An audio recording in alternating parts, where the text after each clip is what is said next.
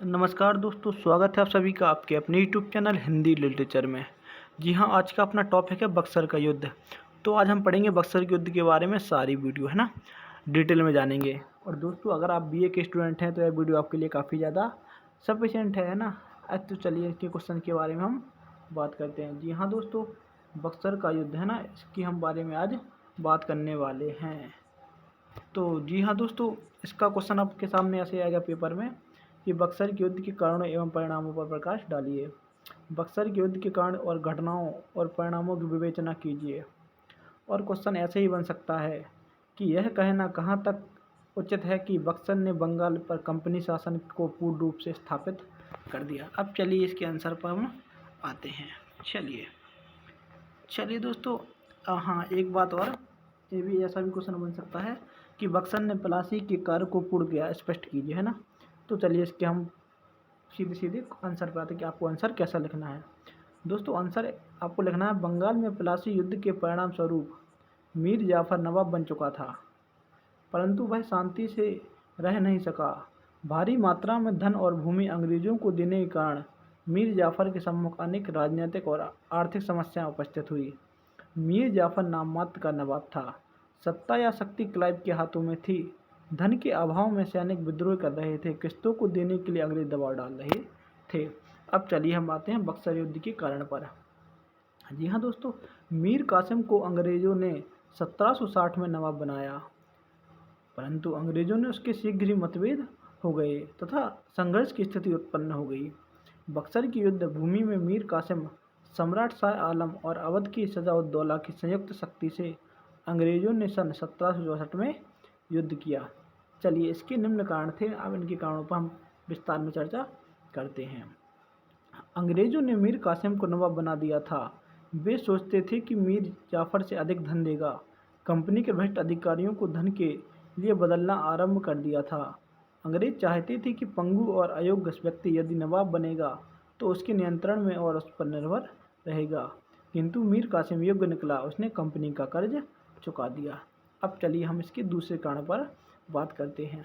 1757 की भांति कंपनी के भ्रष्ट कर्मचारी अवैध व्यापार में लगे थे। अपने नाम से वह देसी व्यापारियों का माल बिना चुंगी के भेजने लगे थे।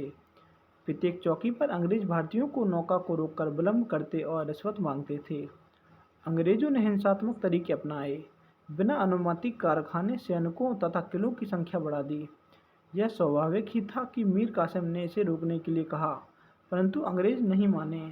अंग्रेज सर्जेंट बरगोइने, बेरलेस्ट आदि ने कंपनी के भ्रष्टाचार, गुमास्तों के लोभ तथा इसकी हिंसा का वर्णन किया, अतः युद्ध आवश्यक हो गया।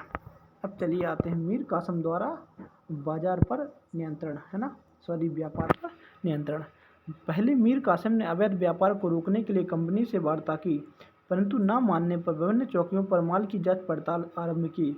इस पर भी जब अंग्रेज न माने तो देसी व्यापारियों की वस्तु पर से भी उसने चुंगी समाप्त कर दी। इससे कंपनी की भ्रष्ट आय रुक गई। अब कंपनी के कर्मचारी मीर कासिम को हटाने की मांग करने लगे। अब चलिए अपन आते हैं समझौते के प्रथम असफल। दोस्तों, कंपनी ने मीर कासिम के पास बर्नस्टॉट को समझौते के लिए भेजा। बर्नस्टॉट ने अवैध व्यापार की बात तो स्वीकार की तथा अवैध व्यापार न करने की बात मान ली, परंतु कलकत्ता काउंसिल ने समझौते को अस्वीकार कर अप्रत्यक्ष रूप से अवैध व्यापार का समर्थन किया। वास्तव में कौंसिल ने मीर कासिम को हटाने का निश्चय कर लिया था। इससे संघर्ष अनिवार्य हो गया। अब चलिए आते हैं अगली पॉइंट पर। दोस्तों, सम्राट मीर कासिम और सजाउद्दौला के संयुक्त प्रयास। बंगाल से भागकर मीर कासिम बिहार और फिर अवध के नवाब सजाउद्दौला के पास गया। इस समय मुगल सम्राट शाह आलम भी अवध में उपस्थित था। तीनों ने मिलकर अपनी प्रतिष्ठा स्थापित करने के लिए अंग्रेजों से संघर्ष करने का निश्चय किया।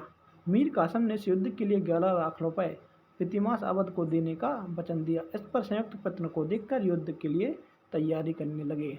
चलिए अब आते हैं 7वें कारण पर, फ्रांसीसी सहायता।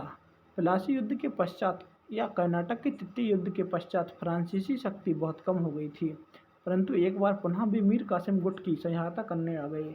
यह अंग्रेजों के लिए अत्यंत कष्टकारी घटना थी।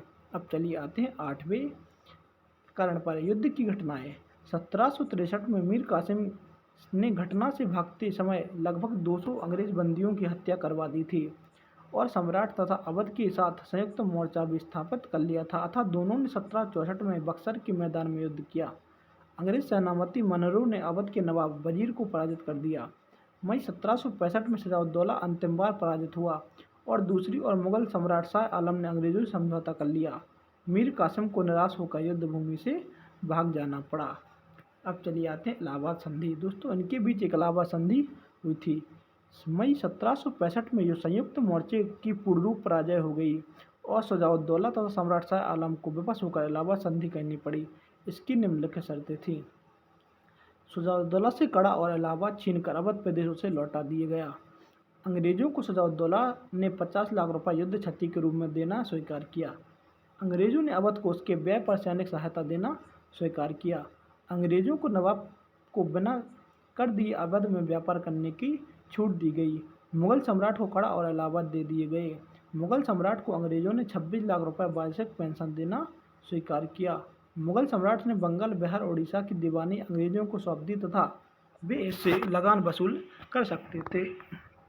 अब चलिए आते हैं बक्सर युद्ध के परिणाम और उसके महत्व पर। बक्सर का युद्ध सरकार और दत्त के अनुसार प्लासी से कहीं अधिक निर्णायक था और सर जेम्स स्टीफन के अनुसार प्लासी से अधिक महत्व का था। राजनीतिक परिणाम। राजनीतिक रूप से बक्सर ने प्लासी के अधूरे कार्य को पूर्ण किया। इसने कंपनी को एक प्रभुत्व संपन्न शक्ति बना दिया। प्लासी का युद्ध एक साधारण झड़प थी, जबकि इसमें सैनिक कुशलता तथा वीरता का प्रदर्शन हुआ। अतः अंग्रेजों ने शक्ति और धाक स्थापित हो गई। इसके कारण कंपनी को उत्तर प्रदेश और पश्चिमी सीमा प्रांत पर अधिकार का अवसर मिला।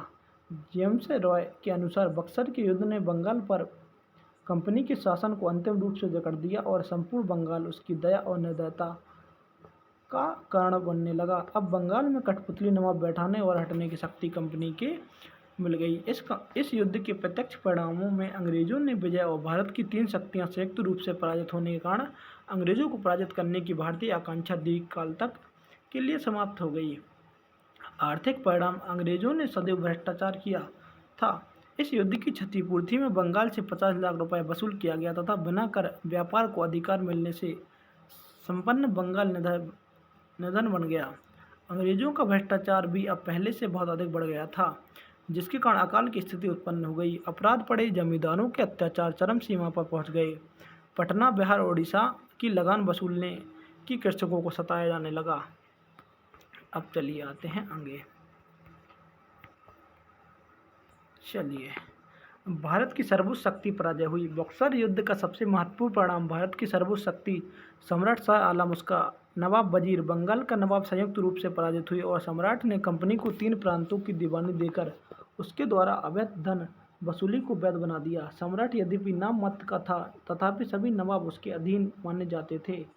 युद्ध ने सम्राट के हारने का प्रभाव यह हुआ कि कंपनी की शक्ति और प्रभुत्व को नवाब और जनता को स्वीकार करना ही पड़ा। इससे भारतीय शक्तियों की प्रतिष्ठा गिरी और क्रमशः पतनशील हो गई। इस कारण कंपनी को सम्राट की स्वीकृति मिलते ही वैधानिक सहायता का निर्णय बन गया।